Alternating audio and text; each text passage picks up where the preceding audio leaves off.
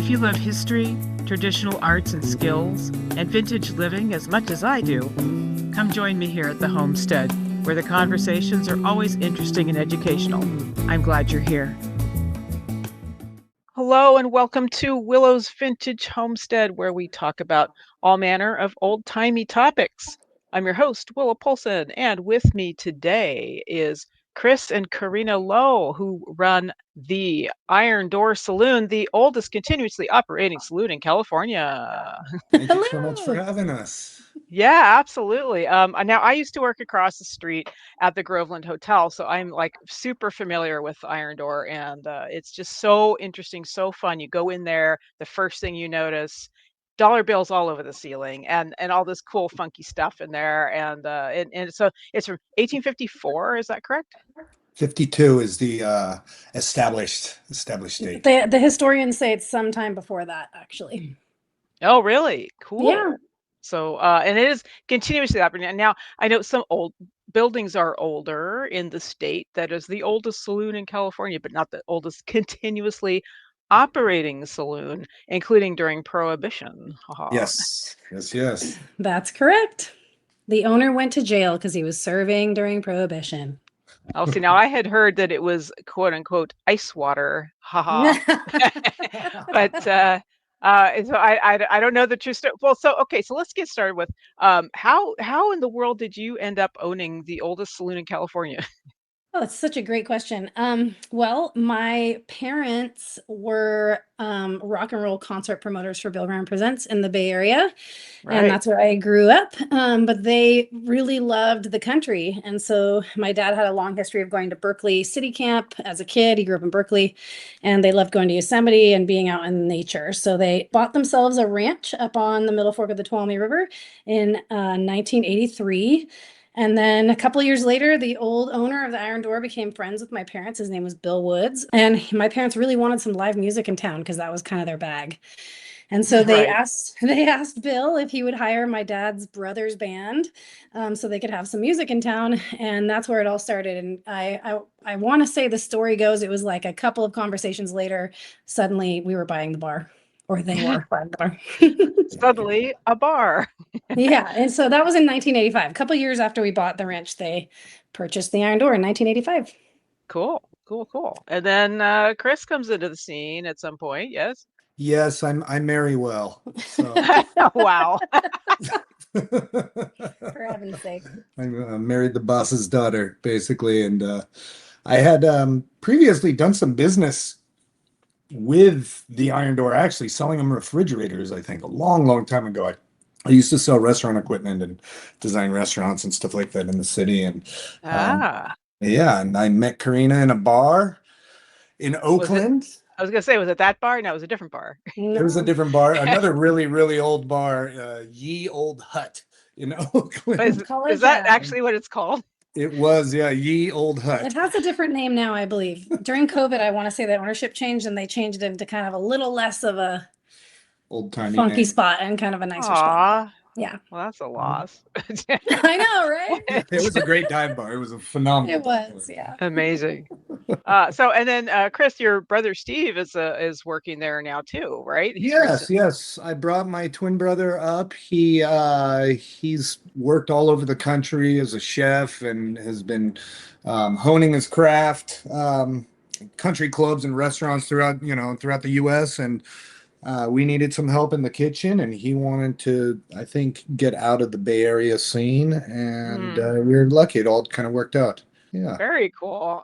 So one thing that I am fascinated by is architecture. Okay, I'm just like a super architecture nerd, and so the building is so interesting because it's like it's been added onto, and it's like this weird Frankenstein thing. Like the back steps to get up to the street are like the tallest steps ever in the universe. So. Yes, they are.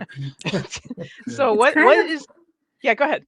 I was going to say, it's kind of the Winchester Mystery House of Tuolumne County in that way. And I'm sure there's more than just our building that's like that. But yeah, if you have to crawl inside of the innards of that building to fix things, you find out how many layers of a building existed before the current existing one now. Quite a few. You can climb into the attic. When I go up there, there's the facade of one of the old buildings on the side. You can see, there's Well, windows. there's a window in the bathroom that goes to the inside of the building. So that Nice. used to be an exterior window, I'm assuming, at some point. But it no longer is an exterior window. It goes right into Right. where all of our ventilation pipes Yes. go, and we have to climb in there all the time to fix things. So Also, talking about neat architecture, I believe it's the only still standing all granite building in the county. yeah, the Historical Society told me that the real special thing about the Iron Door is that it's the only granite built historic building. All the other ones are built out of slate Oh, In Tuolumne County anyway. yeah. Well, I was looking at the facade looked like schist to me, like the buildings in Big Oak Flat, but that's granite. It's granite, yeah. 3 foot thick granite walls instead of slate. Nice. And Much you've got harder your and heavier rock to work with than slate, yeah. Well, yeah. And I wonder where they got it from. Had to be Yosemite, right? Or in the vicinity. So there's been a lot of fires in town. So obviously the stone nature of the Iron Door has well, and the Iron Doors, it still has its Iron Doors, and a lot of buildings don't. And you have the Iron Doors on the Iron Door. Yes. We do. We have the original Iron Doors that came by boat from England around the Horn to us. Yeah, and they still Wow. function. We still close them every single night that's what still closes That up the still bar. protects the building to this day. Yeah. I've seen that. We have those at the museum in Coulterville, and they're so difficult to undo that we just Yes. sort of we actually cut a hole in one of the walls so we could get into that room because it takes like 10 minutes to unlock that stinking thing. It's crazy. It's got this They're weird very key. heavy. Yeah. Yeah, it's got this whole bar that comes to anyway, but we're not here to talk about that necessarily. So then there's a lot of so the back bar then your main bar in the bar is the original bar. No. Ah, The back bar came sometime during Bill Woods's time. I'm not sure if it was the late 70s or early 80s, but that is not the original back bar. I've seen pictures of one of the back bars that was installed in 1872 and had an opportunity to purchase it at the time. It was just the person wanted too much for it and it was oh, falling apart. I wouldn't have been able to store it or maintain it properly, unfortunately. right. And since then, I've kind of lost track of exactly where it went. I'm sure I could Wha- track it down, but And it was also how on the does opposite side of the building that it's on now. The oh original really? bar was on the opposite side. Yeah. Huh, okay. Because on the left side over there, you've got a little door that goes over to a restroom. But on the Mhm. right side, you've got, this glorious giant with the mirrors and the whole thing, and it's it's gorgeous. spectacular. Yeah, it's pretty Spectacular. spectacular. Yeah. How do Yes. you even move a bar? I mean, that just seems like it's just, we don't know where it is. Like, what do you mean you don't know where it is? Yeah. I have a feeling that the bar itself was a much less permanent fixture in the room than the way that the current one is built. I'm imagining, but it's a great question. I'm not sure. Yeah, right. So, all right. So I gotta ask you about the dollar party. Now, anybody that has ever seen a photo of the inside of the Iron Door knows that it's covered with dollar bills and other denominations. So what's up with that? When did that start? So that started when I was a young girl. My parents decided they had heard that there was an old mining tradition when the miners would strike and find some gold or get some pelts, they would sell it and have some money and they would put their name on their dollar and put it on the wall of the bar so that if they didn't have any money and they came into the bar, they always had money for a drink. Ah, Whether that story is true or not, I have no idea, but we're running with it. That's what I was told. I think that's the truth. So They would, before trappers or prospectors would go out into the field, back in those days, it was the wilds of Wyoming or Montana or Alaska and whatnot. And they would stash something somewhere in a bar in a crack. Sometimes they could fasten it to something, but it was usually hiding it somewhere in the bar itself so that when they got back, they had enough money for food and entertainment, quote unquote. so my parents entertainment. Yep. So my parents reinstilled that tradition and turned it into a fundraiser for the local schools. They started, geez, what year was it?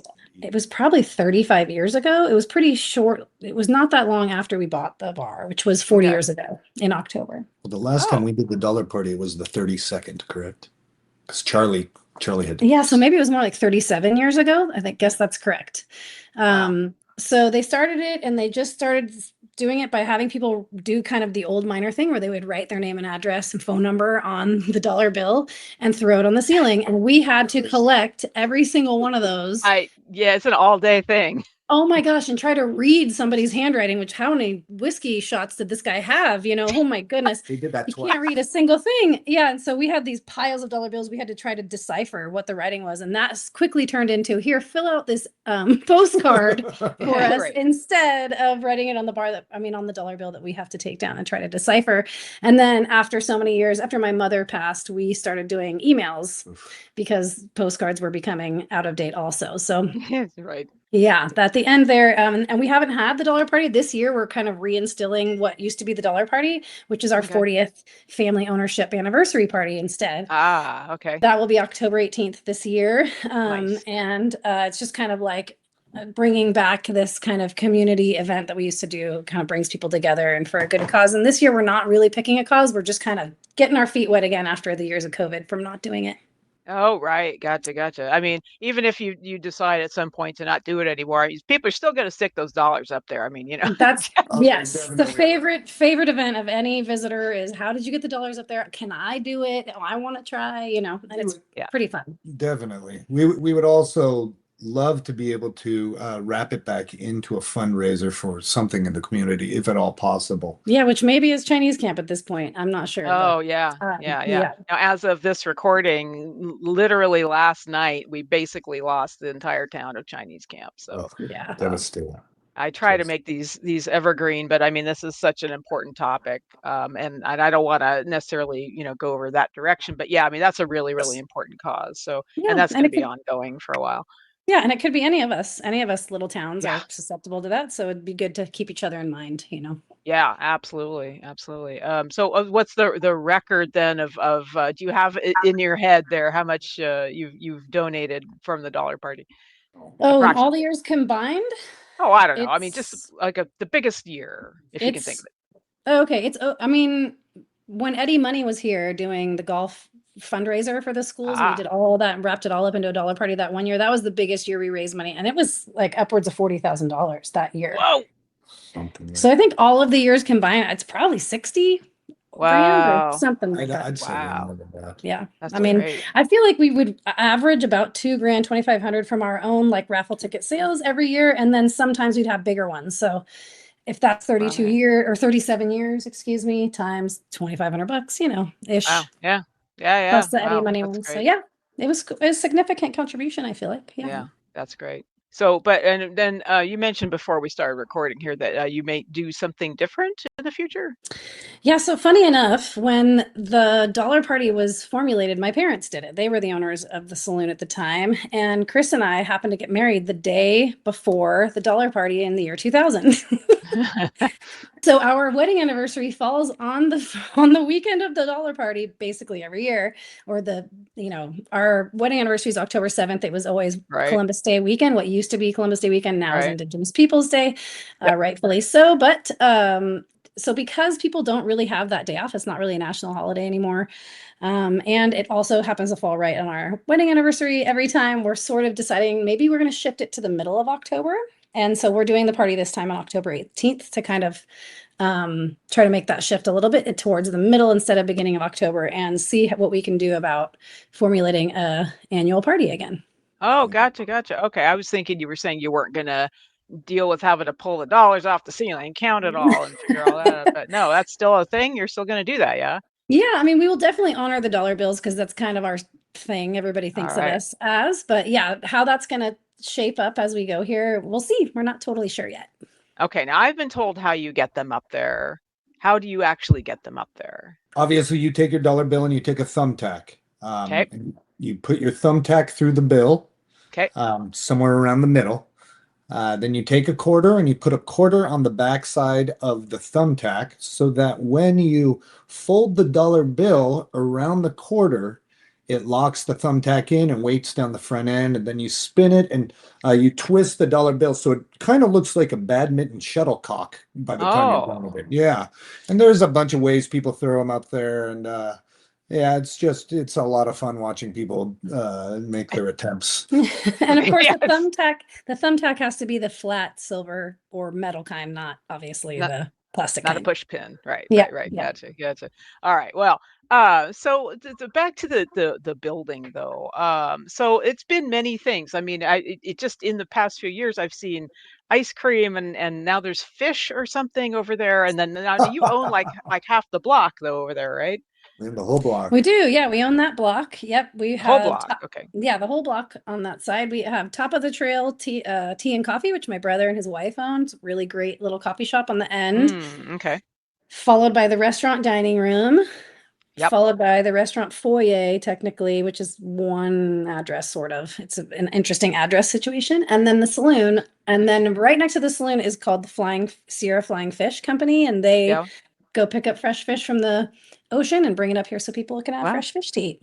Wow. Yeah, I was mentioning that to my husband, and he's like, "There's really enough business for fresh fish in Groveland to be able to." Apparently, yeah. Those guys fly Apparently, a yeah. lot. They do, yeah. fly People a like lot of their fish. fresh fish. That's a Nice. thing. Yeah. Now there's a little sneaky staircase in the middle of all that that goes up to the nether regions. What is that part of the Yes. addition weirdness? The Winchester Mystery House thing? That you Yes. get it, you go up those stairs to find the strange window inside the bathroom and many rooms that still are numbered because it used to be a brothel up there. Ah, yes. So, As per any good large building in the in the mother lode Respectable yeah. building. establishment, right? Right. Yes, you So, Yes. better have your respectable brothel Yes. attached to it. Yes. So the doors are still numbered, which is really funny up there. And not all of them are all completely separated anymore, but almost all of them still have the numbers on them, which is really an interesting little tidbit. And every time we do any work or, we have to replace carpets or something, which happened recently, we find really interesting flooring under there from, I don't know what year that linoleum is from, but it's an amazing design linoleum. ooh. Oh Yeah, and man, lots of neat things. I bet it's the 20s, Oh 30s. yeah, Me too. yeah, I maybe. believe it's We 20 as well. we also just recently found a Playboy from what the heck year was that? I'm not sure. 60 something. A really long time ago, and a very old Wow. newspaper somebody had shoved in the wall. People like to make their own little treasure hunts in our building over time, so we find those occasionally. Nice. Well, it's haunted, right? I mean, it has to be, right? Lots of people talk about it. I definitely hear my mom a lot, who used to, of course, work there for a long time. I smell her cigarette smoke more than anything, but yep, I know she's there for sure. Chris sees things sometimes. Things. A young man who looked 18 wearing like an 1850s kind of white puffy shirt. Cool. Yeah, all kinds of different things. Nobody's really mean or doing anything terrible. They'll turn lights and music on and off. And The first time I was told to get out. yeah, he heard Get Out one of his first times visiting. We've heard stories like that. My aunt had a story where she saw a cowboy ghost upstairs one time, fell down the stairs because she was so scared, really hurt Oh my herself God. because it scared her so bad. But yeah, I don't find them to be malevolent at all. They're just hanging out. So Yeah. They're hanging out, unfinished business of some kind. yeah, still Yep. looking for their gold coins or something. I don't know. Maybe. Oh, I saw one in the basement of the Groveland Hotel one time, and I thought it was Grover, and it wasn't because I came up the stairs and he was sitting in the bar up there. So, Right? and They just want to yeah, hang out on their own spot, their old spot they used to hang out. yeah. So he's like digging through a box, and I bet he was like looking for gold or something. And Yeah, see, maybe that's what it was. Maybe it's the same guy Chris sees. well, I don't know. Well, it was an old man though. I mean, it looked just like Oh, Grover, okay. but This was a young man. Yeah, so that's yeah, interesting. yeah, But right next door, so yeah. Well, maybe there's a secret tunnel or something. there Ooh. could be. We That's should what they You dig. never know. about. They talk about the secret tunnels of Groveland. Yeah, Groveland. we've never Yeah. found one, but Yeah. Well, there are Yeah. secret tunnels in like every other town, kind of. So what? I mean, what? There Why not? could be under the street. I mean, there's a Yeah. basement. you Have know. you got a basement? Yes, They do. we have a It's basement. creepy. That's the old famous basement where one of the old owner's nephews was like, for some reason, it was okay to shove kids in the basement where there's no windows or light to play. Oh my God, what? And the kid was down there and was digging and found these gold coins somebody had stashed in the ground. And this is a true story. And the owners had to like leave with guns drawn because people were trying to rob them. And I've heard stories that it was like today's age money would be like $2 million. It was a lot of money. What?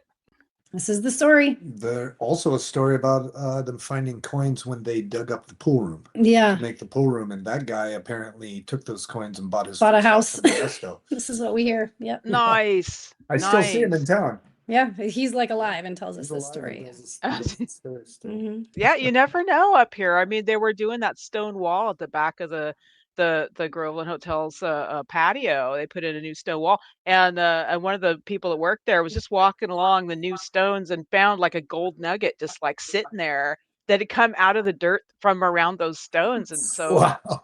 Gosh. yeah, Incredible. it was worth like, Incredible. $800 or Yeah, something.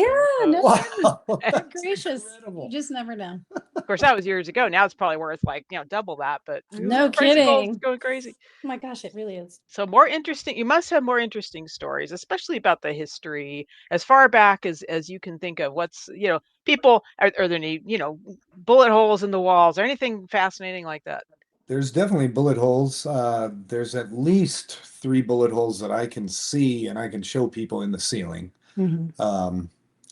And I think 3 of those 3 were actually put there in the 80s. Mhm. There's a bullet mark from a couple of years ago outside. What in the world? Yeah. Oh, yeah, there was a shooting Incident unfortunately, outside a few years ago. 6 or 7 years ago. Yeah. But yeah, there are bullet holes in the ceiling that we show people when they want to know. They're hard to find with all the dollars, but we can find Right. them for you. If you need help, Right. ask. We can help. I've seen a few people. There's like a couple people who claim I'm the only person who's ever ridden a horse into the bar. I've seen 3 different people ride horses into the bar. Oh no, amongst- don't give them ideas. I know. No, I'm I like, don't let them do it "Don't that anymore. I don't let them do it anymore. But I've seen physically three different people on 3 different horses inside the bar. That's wonderful. Yeah, it's pretty funny. It was such a rough and tumble place when I first got here 20 something years ago. I can only imagine how rough and tumble it was when the Barsodis first purchased it. There was even a cage on the back wall with rattlesnakes in it. Yeah, What? when we What, first like bought alive? the place. Yes. Yeah. When we first bought the place, kids weren't allowed in because there was no restaurant yet. So my parents weren't allowed us to bring us kids in. But when I was allowed to walk in and check it out, which was before the bar opened because my parents were purchasing it, there Mhm. were rattlesnakes in aquarium tanks. And then apparently they had one in the gun case in the back for some period of time also. Ooh, no, thank you. But yeah, and there were also tarantulas. It was almost like these weird talismans to be like, be afraid of this bar because we're gonna beat you up or something. It felt like that. But yeah, it was really quite the welcoming sight to walk into. Right. Rattlesnakes and tarantulas, welcome. Come on in, Right. It's like, that's a vibe, isn't it? Yeah. That's a vibe. Some Oh, sort of man. a vibe. I was working across the street and one night and I heard there was this big brawl over at the door that we call it the door locally, right? And so turns out it was these 2 factions of cowboys, and you probably know this story because you were there. And there was these guys that had like the regular cowboy hats that go up on the side. Then there was these guys that had like the super old style flat brim. Flat brim versus That's the curve. correct. Yep, This is a true Yes. story. Yes, It's this a true is story.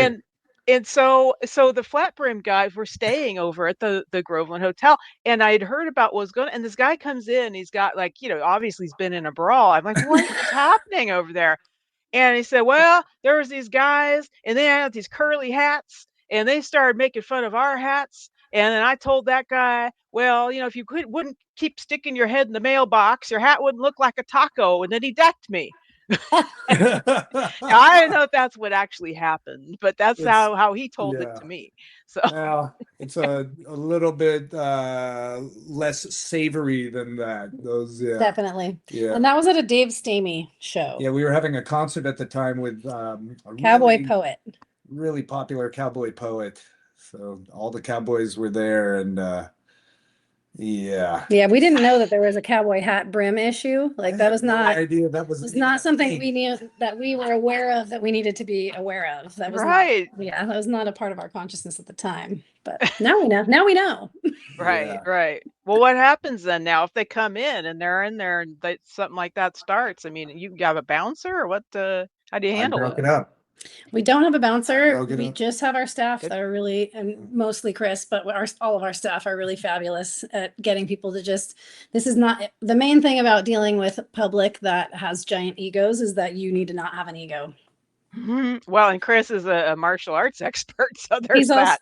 he's also a martial arts expert, which It always helps. helps if it comes down to that. But he's really a black belt in talking people down, honest to God. Oh, nice. So I Okay. eventually I got all those the flat brim cowboys who they definitely did start that fight, and they made a bunch of comments about the women of the Ooh. yeah. So that's what really Started it all.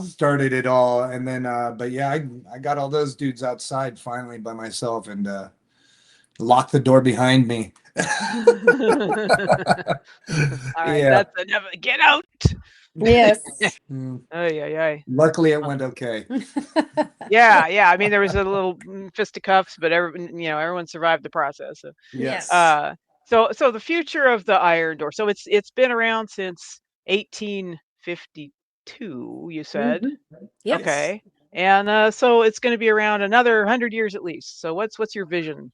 Man, That's our vision. that's a I think great. our biggest vision is to like keep up the You have to have the feel, like the people spirit. talk a lot to us about things like, I'm so glad you haven't changed this or this or this or this, and of course there's always things we have to change in order for things to be safe and clean and Legal. whatever legal. Yep.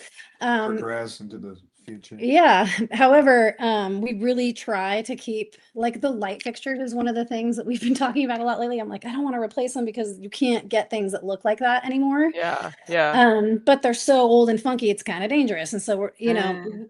we're constantly kind of wrestling with this, keep the history intact as much as possible and also get it to be Yeah. Well, Still like you said, function. safe. And Yeah, functional. safe. Safe Yeah. and functional. And I Yeah. think as custodians, places like this, I don't think you really, I mean, you're the owner and all that stuff, but I don't think you really own them. You're just we're just the guy who gets to watch it right now, so you're the current Caretaker. custodian. we're the Yeah. current custodians, I and think that's really as- how we see it. Yeah. As the current custodians, the place like that, you have a responsibility to keep the flavor of the history alive. We'll just honor It's a everybody that came before responsibility. us. Yeah. Yeah.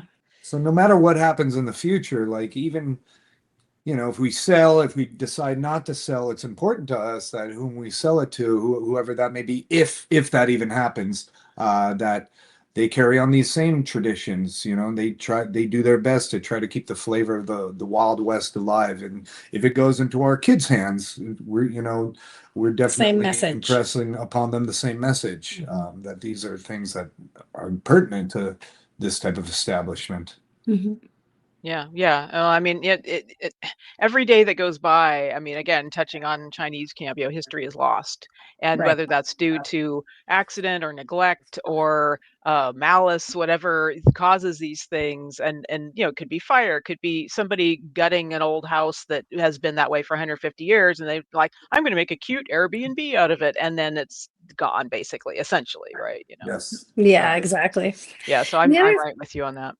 The other thing that I think is really important to us is to keep the kind of mission that my parents had in our little community, because it's such a small town, to be giving and communal in general, just with our town is really important. So that's something that we are always thinking about and wanting to keep intact also. That's wonderful. That's really important. And in Groveland, I mean, we have the Helping Hands, thrift store that is, giving back to the community all the time, and giveaways, and I mean, so many things. There's so many organizations, and it's just a wonderful thing to see, because I mean, in our area, we do have a lot of poverty, and we do have a lot of need. So yeah, hats off to you guys for the dollar To party everybody. and everything you do. Yeah. Oh, Everybody yeah. in town. Yeah. Yeah, it's a group effort, right? I mean, because It is a just group like effort. in North County, Mariposa County, it's kind of the poor stepchild of the rest of the county, right? Groveland's kind of the same way for Tuolumne County. Nobody wants to drive Totally. up Yes, to Groveland absolutely. and do anything, so we got to kind of take care of our own, right? So Yeah, we all have to show up for each other. And I love that that's happening right now for Chinese camp. There's the Wemmers are putting together a big fight for that. So I'm really proud to be part of our little community. that's great. Any parting thoughts? No, I'm just so happy you're doing this podcast, Willow. This is great. I'm really excited to listen to them and hear about history and all the old timey stuff. Yeah. It's been an interesting ride so far, and I've got some great shows coming up. Thanks for the segue for the plug. That was not a paid thing endorsement. It was No, not indeed. a lot of fun. I just really, really love history and living history and how people are carrying forward things exactly what you're doing, which is why I'm so happy to be able to talk to you, especially on a day like today where everything's busy and bustling and you got places to be. I appreciate your time sitting down with me today. Of course. Thanks so much for reaching out to us. Definitely. Absolutely. And you're in the Groveland area, then I highly recommend giving the Iron Door a look-see. Thanks so much, Willow. Thank you. All right. We'll see you again next time, everybody. Thanks.